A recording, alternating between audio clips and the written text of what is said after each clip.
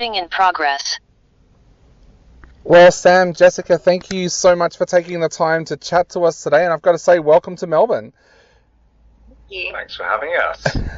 So how do you feel about coming over to Metro Comic Con? It is one of the biggest comic book conventions that we have here in Australia. How do you both feel about making the big trip over here for this amazing convention?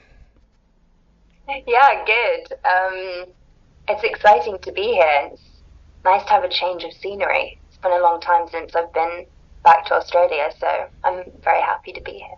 Yeah, same here. I think it's been over 20 years since I was last here, so it's changed quite a bit in that time, but I'm very pleased to be here.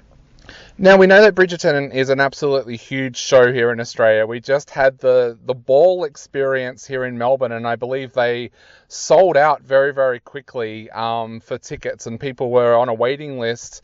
Are you aware of how big the show is in Australia, and how do you find that fan interaction at events like this? I mean, I knew it was big because Nick and Luke came out, and I could see on their Instagram that they had a great time here. And my cousins live here and are Aussies, and they love the show and always say that there's stuff happening. So yeah, it's cool to know that there's love for the show here. Yeah, I guess we're hoping to see some of that at the MetroCon this weekend. Yeah. So with your experiences with the show, I'm sure they've both been very different. For you, Jessica, you've been there since season 1 and gone through that whole experience. So for you, what was that like, joining the show, not knowing that it was going to become a big hit like it did? Yeah, I was super happy when I got the part, and none of us really had any idea that it would be the success that it is. I mean, when we were making it, we knew that we really loved what we were creating, but you never know how audience will receive that, so that was very cool. And it's been amazing to be a part of it and see the evolution of how it's grown, and you know, how the stories are developing and people's response and reaction to that. So yeah, I feel very fortunate and lucky to have been a part of the show.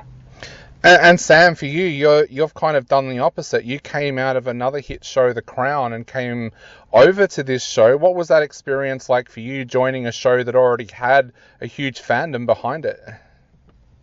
Yeah, it was like really exciting knowing that I was going to be part of a show that was so established, and to know that I was going to be a kind of key storyline in that. I was just over the moon, really. It was exciting. I did my audition, didn't hear back for like 2 months, and then got cast, and then within a few weeks I was doing costume fittings, and yeah, everyone is just, it's the old cliche, but it is like a big family on that show. So everyone made me feel very at ease and very welcome, and I was really grateful for that. And I have to ask, Sam, how much did they tell you? Like you said, you were coming into this show as a love interest for a couple of characters. So what was that like? How much did they tell you? Because I know when I've spoken to actors from Game of Thrones and The Walking Dead, they've said that very little used to get told to them, so they didn't spill the beans. How much were you actually told? Yeah, not so much. Like when I did the audition, I auditioned with like 2 scenes that were like ones they made up for the auditions, basically. The character had the same name as Lord Debling, but yeah, the other characters' names were different. So I kind of didn't know much apart from who he was, and I didn't really know what his storyline would be. And then I had a call with Jess Brownell, the showrunner, and she taught me through, his journey in it, and we discussed what that would be, and then it just went from there. And that's it was just really exciting. I'm just pleased that it was, he was so well received generally. Definitely. So Jessica, same for you. Do the showrunners sit down and talk you through what's going to happen for your character through that season, or are you kind of getting a surprise every time you get handed a new script? I got a call just after we finished shooting the 2nd season from Jess, and she said that they were going to really develop Cresta's storyline in the 3rd season, so I knew that the part was going to grow and that we were going to get an insight into her life and her family life, and I knew that she would be, actually no, I didn't know that she was going to be friends with Eloise until later. And then I got the first script and I decided that I didn't want to know what was coming. So I asked to never be told. So I just allowed each script to come in because I knew what happened in the book, so I knew she came forward as Whistledown, and I didn't want to preempt anything because I knew they were taking a different sort of twist on it. So I just allowed the scripts to sort of come in and then tackle each one as they came, so that I didn't preempt her sort of return to the sort of villainous side of her. Yeah, I was going to say, I love that they describe her as well as manipulative but misunderstood. How do you find playing a character like that? It's amazing to play. I mean, we're all so complex and complicated as human beings, and I think we are forever surprising ourselves with, life. And she's a girl of a certain age, and she's really learning who she is and trying to figure out things. And she's a product of her environment, so we see her sort of develop and grow, and it was just really amazing to kind of dig in and sort of figure that out. And so much of it is in the writing, so that really allowed me to kind of go to very cool places. So yeah, it was a huge gift to be able to have so many different versions of her within one season. So, Sam, you mentioned before about the costume fittings. You have some absolutely amazing costumes, especially in the hot air balloon episode. Tell us a little bit about your costumes and what those fittings were like and what your first thoughts were when you saw those costumes. Yeah, it was one of the first thing I did was have a costume fitting, and I was dressed by the wonderful Dougie, who did mine, and John Glazer as well. And we just talked about, how the colours and the kind of cut would reflect his character and who he is, and and we just had good conversations, and they were really open to hearing my ideas, and then we just tried them on, and I was like in seventh heaven. It was so. Except for the giant carrot. Except for the giant carrot costume, yeah, which was a little bit too far. I thought they shouldn't have dressed me in that. Thankfully, that didn't make it into the show.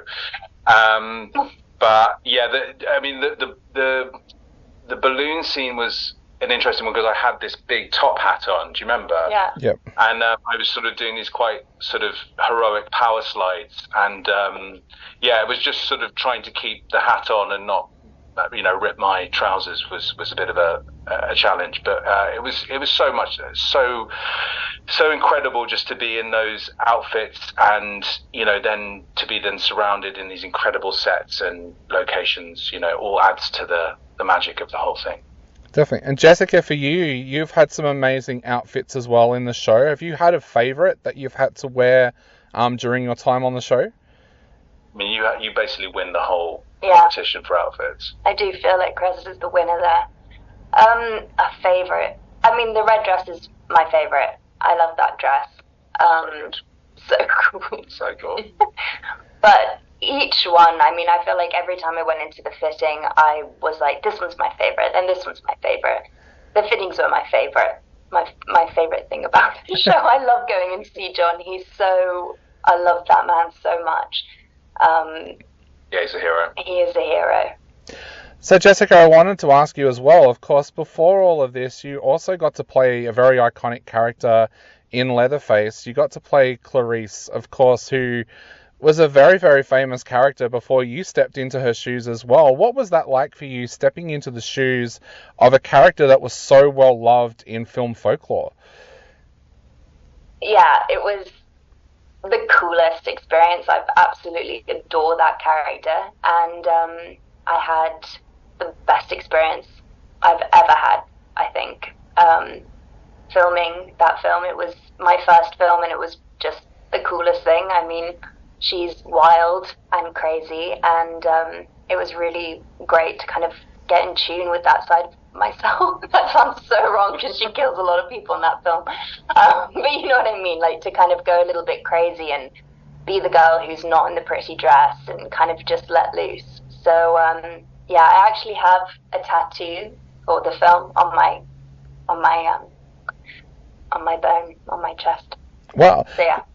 So So for young actors and actresses out there who are listening right now, when you step into a role like that that already has had previous adaptations, do you take much notice of what's been done in the previous adaptations, or do you just go solely off the script that you're working with at that time? I knew nothing about the character. I looked at nothing.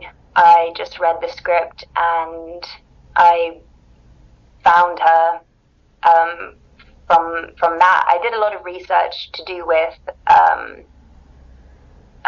being in an institution and having had a lot of trauma, and so I did a lot of that, but I didn't look into anything about the character prior to.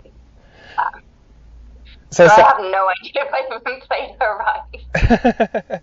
So Sam, I wanted to ask you as well about The Crown. Of course, another very, very popular series, and you had a very important role in that. Tell us a little bit about what your experience was like working on The Crown.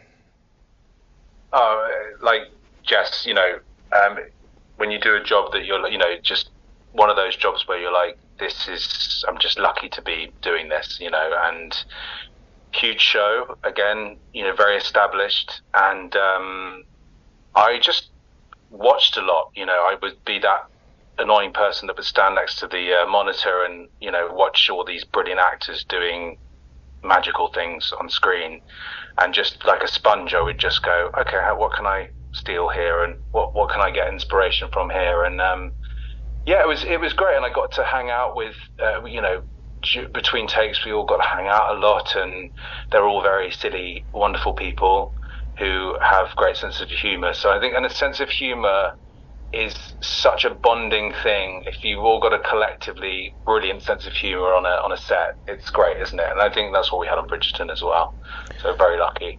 You got to share a lot of scenes with Olivia Colman. You were saying about working with great actors and actresses. What was that experience like?